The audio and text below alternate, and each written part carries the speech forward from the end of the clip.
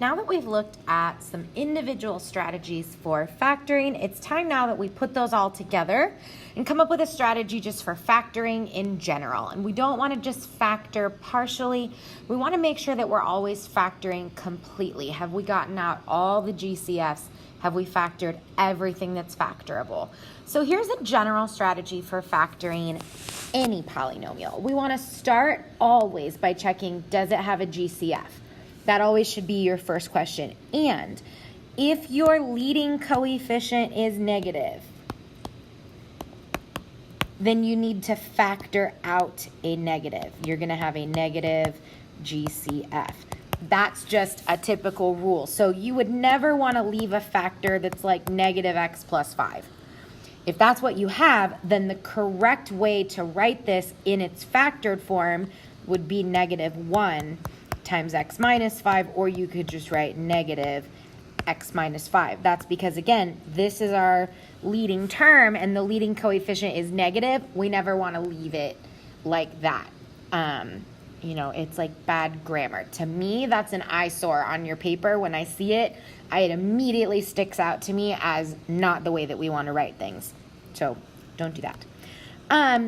Then our next decision-making process is going to be based on the number of terms. If it only has 2 terms, is it one of our special patterns? Is it a difference of squares, a sum of cubes, a difference of cubes? If it has 3 terms, is it a perfect square? If it's not, then we're going to go about either guess and check in our head or factor by grouping. If it has 4 terms, we have to use factoring by grouping, and it may not work at all, but that would be our only strategy at that point. And then once you've factored at the beginning, you always want to check your final answer and see if you have anything left that can be factored further, okay? So let's look at a few examples here of factoring completely. So for number 17, the first thing we need to look for every single time is there a GCF? And in this case, there is a GCF. We can factor out a 2x from everything. So we get x squared plus 4x plus 4, okay? And now we're not done, because now we need to check what is left inside here and see if that is factorable. Well, I noticed that x squared and 4 are both perfect squares. That's x being squared and 2 being squared. If I multiply and double 2x, I get 4x. That means that this is a perfect square, and so we get 2x times x plus 2 squared. You can check that by working backwards. If you square the first, square the last, multiply and double, you're going to get x squared plus 4x plus 4. Quick scan again. Is there anything else that we can factor? And at this point, the answer is no, so we are done. Okay, let's look at number 18. Number 18, first step is always the same. Is there a GCF? Yes, we can factor out a 2x from this one as well. So we get 4x to the 4th minus 9. Now I want to look at what's inside. I see that it has 2 terms, so I want to see if this is something special. And I recognize this as a difference of squares. What are we squaring? This is 2x squared squared, and this is 3 squared. And so when we write this out, then we want to keep all the parts, don't lose any of them. So we have 2x times 2x squared plus 3 and 2x squared minus 3. Remember those, that's the idea of conjugates, one with a plus, one with a minus. Now we need to double check, can we factor any of those? And the answer is no. So we are done, okay? Now, 19 and 20 are very similar. So I'm going to do 19 and I'm going to leave 20 for you to do on your own. So number 19 is a little bit weird. We have x squared minus 25a squared plus 8x plus 16. And normally, when we would want to try factoring by grouping, we always want to say split this in half and see what happens. Now, I'm going to warn you in advance, this is not correct, but let's see what happens. If I look at this first one, there's nothing that I can factor out, so I get essentially 1 minus x squared minus 25a squared. Here I can factor out an 8, and I get x plus 2. Well, this is a fail, and I know it because I didn't end up with a common factor here and here. So that doesn't work. And any way that you group this in pairs is not going to work because we have that random A term in our group.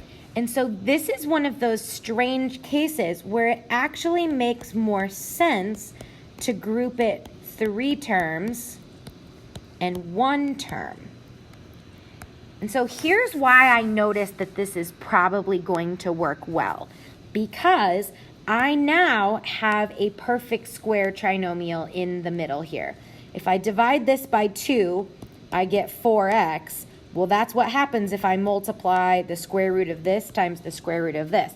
That's how I know that this is a perfect square. And so this is going to factor to x plus 4 squared. Again, double check backwards. Square the first, square the last, multiply and double, and it does match. Okay, now 25a squared is also a perfect square. This would be 5a squared. And now what I've got is a difference of 2 squares.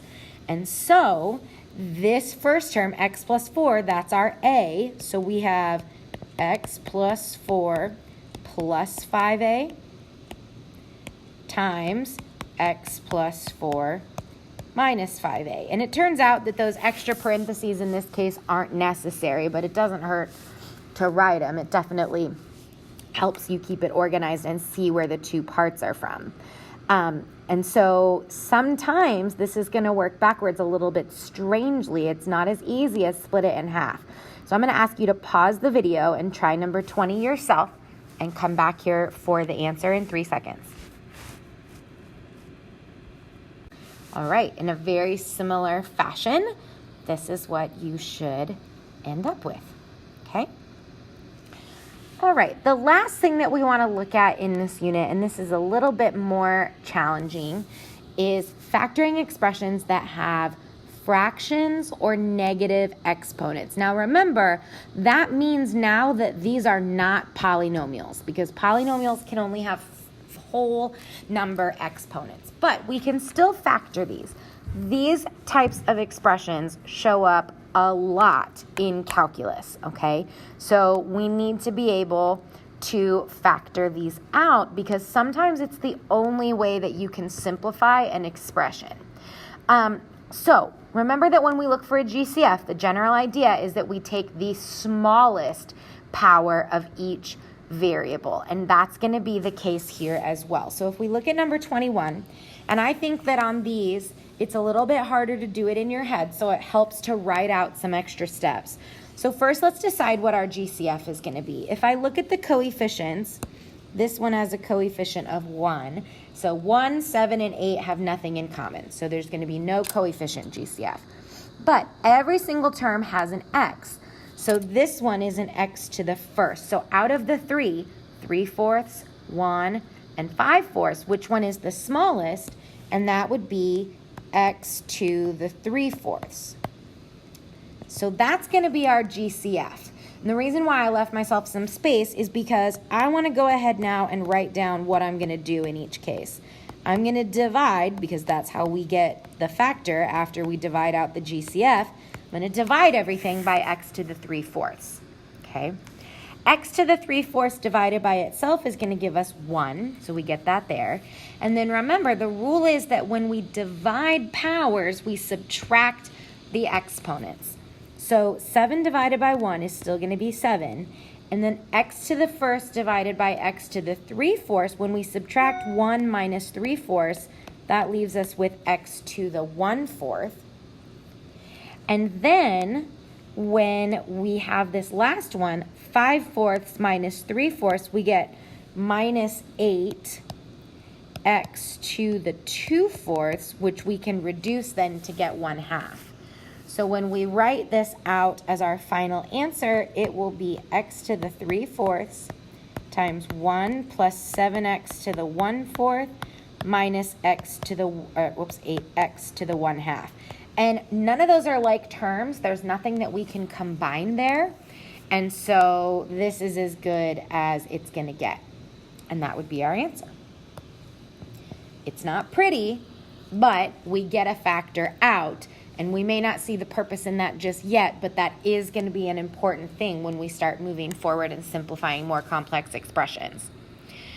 Number 22 has some negatives. And so we just have to be very careful when we subtract. We also have both x's and y's in this case. So we need to just take them one at a time. So let's determine what our GCF is first. So we're going to start by looking at the coefficients, -6 and 12. What can we take out of there? Let's take out a -6. Okay.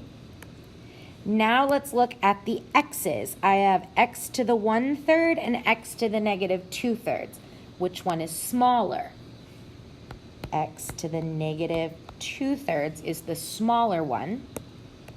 Now we're going to look at the y's, y to the -3/2 and y to the second. Y to the -3/2 is the smaller one. Okay, that's our GCF. Now we have to figure out what goes inside the other factor. And again, the way that we figure that out is by coming up here and dividing everything by -6, x to the -2/3, y to the -3/2. Divide by -6, x to the -2/3, y to the -3/2.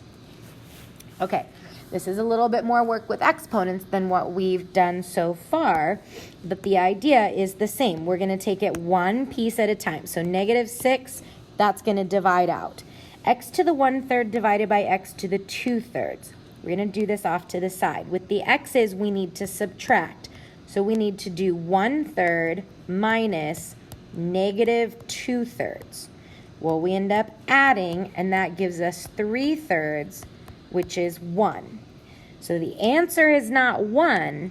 The answer is that is the power that we have left for x. So this is going to be x to the first. That's what we have left in that first term. That's what we get when we divide these two. The x is not going to go away. You don't ever lose the base.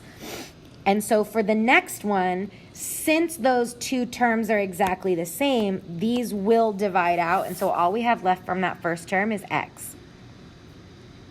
Now the second one, and I'm going to tell you, if you're struggling to see where those pieces came from, put the video on pause, take a second to kind of make sense of it to yourself, rewind it and listen to it again if you need to, so that you're ready to move forward looking at the second piece here. So now let's start with the coefficients. 12 minus -6, this makes this now -2. I've got all kinds of colors going on here, sorry. In this case, x to the -2/3 and x to the -2/3, those are the same, so those divide out. And now with the y's, we're definitely going to have a y, but we have to decide what the exponent is supposed to be. And again, that's going to come from 2 minus -3/2. Well, 2 is going to be 4 over 2 to get a common denominator. And so when we end up adding, we get 7/2. So 7/2 is the power for y. Okay? Now, practice with your properties of exponents here, and that's how we're going to get those. It's a matter of subtracting fractions, which is not everyone's favorite thing, but we can do it. Now, the last thing that we have to check is we are not simplified because I have terms that have a negative exponent in them. We do not want that, okay? So negative exponents have to move to the denominator. Now, negative numbers do not. So -6 is going to stay in the numerator. And then what we had left was x minus 2y to the 7/2. And that's going to be over x now to the positive 2/3 and y to the positive 3/2. That is the most simplified form of this factored expression. And you may think, oh, that made it look way worse instead of better. And it may feel that way. But again, what we've done is we've changed it from a sum with two terms to a product that is all connected in one term. Now you would be able to cancel things out, to find a common denominator. We couldn't do that beforehand. And so that is why that is important.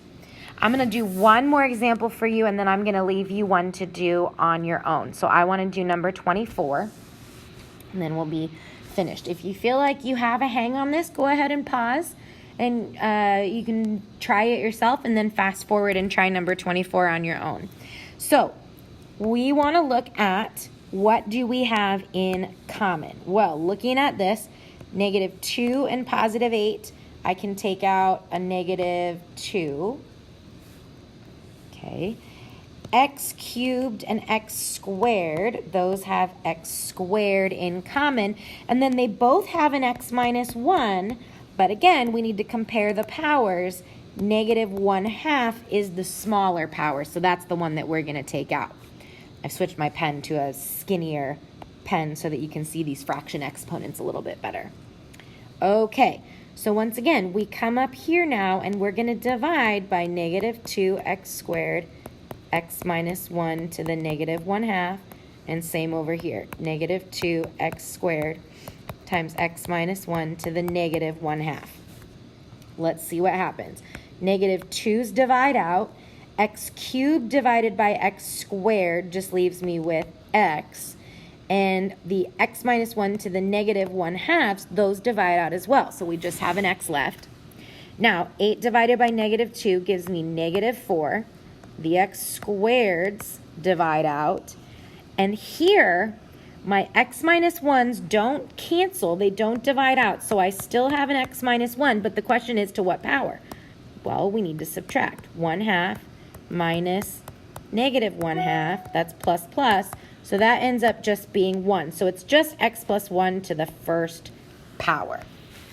And now that we're here, we can do a little bit of work to maybe combine some like terms, and we can move our negative exponents. Remember, not negative numbers, only negative powers. -2 is just a negative number, so it's going to stay on the top. X squared is going to stay on the top, but x minus 1 to the +1/2 moves to the bottom. Now, inside here, let's do a little bit of scratch work underneath. We're going to get x minus 4x plus 4. And so we end up with -3x plus 4. And so that is our final answer. So go ahead and try number 23. I'm going to let you look up the answer in your notes that are posted on Canvas. See if you did it right. And we're going to stop the video there.